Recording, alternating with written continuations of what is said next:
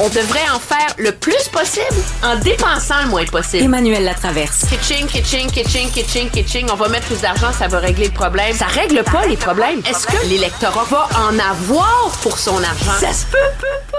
Alors, Emmanuel, qui est analyste politique, mais aussi qui joue dans Yellowstone. Non, c'est parce que j'ai vu les photos de tes vacances. Mieux que ça, je veux te dire, moi, j'ai trouvé un nom pour Air Canada. OK, quoi? Airbête. My God, c'est bon. Excellent. Airbête. Alors, je dis à Yellowstone parce que j'ai vu tes photos de vacances où tu es allé en périple à cheval pendant quelques jours. Dans les Rocheuses. À cheval? Où tu dormais dans une tente ou quoi? Oui, mais c'est des voyages organisés. Ils ont des équipes Oui. qui viennent. Les tentes, tu finis ta journée, la tente est là, le feu crépite, la grosse cafetière, toute noircie par le feu, crépite, est en train de chauffer déjà. Puis nous, on a... Écoute, wow. Je suis bouche bée. Moi, j'ai fait de l'équitation longtemps, là, mais la force et l'agilité d'un cheval à flanc de montagne, c'est absolument phénoménal. T'as monté à flanc de montagne à dos de cheval. Oui, à flanc de montagne, là, vraiment à pic. Là, puis après, tu descends, tu te dis, mon Dieu, je vais mourir, je ne me rendrai pas. Pendant 4 jours, c'était absolument et totalement sublime. Écoute, les photos étaient vraiment magnifiques. On dirait que c'était sorti justement de la série Yellowstone. On va parler de politique. Écoute, je sais que tu veux parler de sa clique, mais avant, là, il y a eu le sondage là, sur les intentions de vote. Les Québécois, ils trippent sur PSPP, ils vont voter PQ, etc. Puis, ils trippent aussi sur Mark Carney, qui n'a jamais été aussi populaire au Québec. Moi, je suis tanné de ça. À un moment donné, choisissez votre camp, là. Vous pouvez pas tout le temps assis, les 2 pieds chaque côté de la clôture. Là. Ça a toujours été comme ça, t'es pas surpris? Ben, je suis tanné. Mais non, comment tu peux voter PQ qui veut un référendum puis triper sur Mark Carney? Non. Ben parce que Mark Carney, en ce moment, il est au fédéral. Il faut régler les enjeux avec les États-Unis. Les Québécois, comme le reste des Canadiens, trouvent que l'économie va mal, que ça prend un gouvernement fédéral qui veille au grain, qui est dynamique, qui a des idées, puis qui parle d'autres choses que de réconciliation, puis de bidules symboliques tout le temps. C'est un peu, moi je te dirais, à l'inverse, la raison pour laquelle les Québécois ont déchanté de François Legault, qui ne s'est pas montré à la hauteur de cette promesse-là, de veiller au grain, de bien gérer, etc., la raison pour laquelle ils apprécient Paul Saint-Pierre Plamondon, c'est son côté très candide de dire les choses telles qu'elles sont. Mais n'oublie pas une chose, cependant, c'est que il y a 27% des gens qui appuient le Parti québécois en ce moment qui ne sont pas souverainistes. Mais oui! Mais, attends une minute, Emmanuel, quand tu vas à la maison du spaghetti, puis la personne arrive, voulez-vous un spaghetti, tu dis non, j'aime pas ça. La question que je me pose, c'est qu'est-ce que tu fais à la maison du spaghetti? D'abord, tu n'aimes pas le spaghetti. Ah ben ça, tu serais surpris. Je suis quelqu'un que j'aime beaucoup dans ma vie. Il va chez Schwartz et mange du poulet. Puis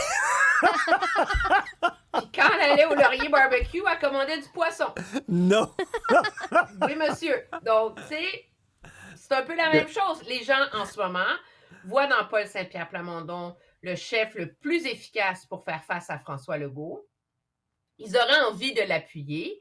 Puis tout le dilemme sur l'échéancier référendaire, référendum, premier mandat, les gens ne pensent pas à ça en ce moment. Leur tête n'est pas autour de ça.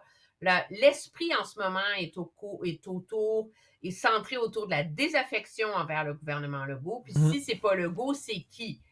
Alors, c'est l'espèce... Moi, je pense que c'est la position enviable, mais très inconfortable dans laquelle se retrouve Paul Saint-Pierre Plamondon, parce que ce qu'on n'a pas mesuré encore, c'est quel va être l'effet de ce débat référendaire sur les intentions de vote.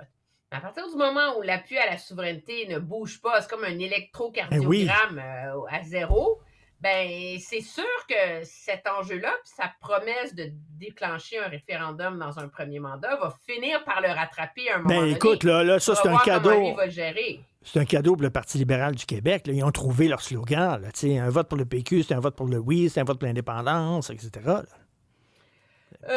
Oui, ça aide, mais je pense que le Parti libéral a plus à faire que ça pour réussir à rejoindre rejoindre l'électorat francophone. Tu sais, si tu regardes en ce moment, ils sont à 20 députés. Objectivement, il y a 20 sièges qui sont super faciles à regagner là, pour le Parti libéral face à une CAQ qui s'effondre. L'enjeu, c'est que pour prendre le pouvoir, il faut en gagner 23 autres. Et ça, c'est un immense défi. Puis même à l'interne, au Parti libéral, on ne pense pas être rendu là, puis on ne s'imagine pas que de crier référendum, référendum, référendum pendant toute une campagne électorale, c'est ça qui va faire la job, là. Ça prend pas mal plus que ça en ce moment, là. Vous allez perdre vos rocheuses, vous ne pourrez pas faire du cheval sur cette belle montagne. Je vais pas aller faire un trip Yellowstone dans les rocheuses, c'est sûr. Emmanuel, ça clique rapidement. Ben, moi, ce que je retiens, au-delà du détail, là, tu sais, de il savait pas, etc., ce que je constate à écouter les ministres témoigner, puis parallèlement écouter des hauts fonctionnaires, c'est que probablement les ministres ne comprennent pas comment fonctionne le gouvernement. Donc, ils voient des avenants, des contrats, des augmentations de coûts. Ils font pas les liens rapides qui devraient se faire qu'on leur soumette d'informations, numéro 1. Numéro 2, ils sont très préoccupés par la com, hein? Parce que gouverner, c'est faire de la com, c'est vendre des idées, puis tout ça. Puis poser des questions, suivre le détail, être à la hauteur, essayer de comprendre.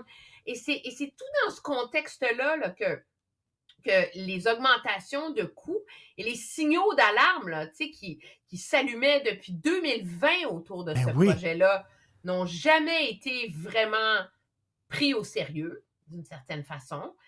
Et l'administration publique est devenue tellement byzantine que c'est impossible de rien comprendre. Je veux dire, en ce moment-là, Pierre Rodrigue, qui a fini par être sous-ministre au ministère de la cybersécurité et du numérique, a passé 15 minutes juste avant que je vienne en ondes. On lui a montré un tableau où sa clique est au rouge. Puis elle a dit, ben, c'était au rouge. Tu sais, ça vous a pas comme allumé qu'il y avait un problème. Il dit, oui, mais il était au rouge parce que ça, c'est l'évaluation des bénéfices.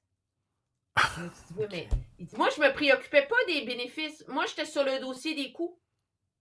Mais si c'est au rouge, tes bénéfices sont pas bons, tes coûts sont pas bons.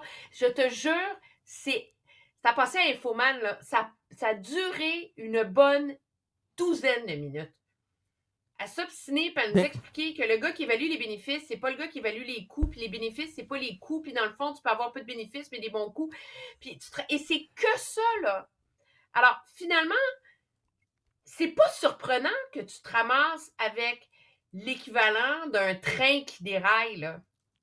Parce qu'il est tellement gros et c'est tellement facile pour les gens puis qui en ont la paternité d'un projet comme Saclay qui est immense. Là. Donc, on peut comprendre que les gens à la SAQ, ils voulaient trouver des façons que ça marche, là, tu sais, puis d'aller jusqu'au bout, puis de ne pas se faire mettre des bâtons dans les roues, puis etc.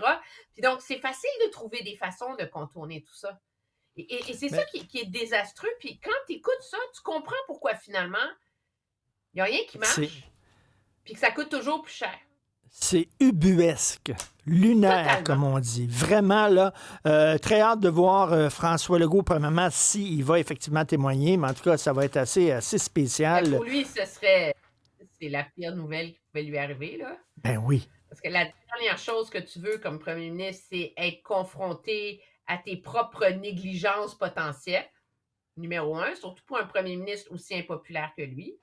Il veut surtout pas avoir à expliquer la façon dont il a géré l'espèce de crise de nerfs de Geneviève Guilbeault à la veille de Noël l'an dernier, quand elle a envoyé un courriel absolument vindicatif au premier ministre en décrivant le projet comme un merdier, puis en s'indignant qu'on la protégeait pas, puis etc. C'est comme si c'était un contexte où ça forcerait M.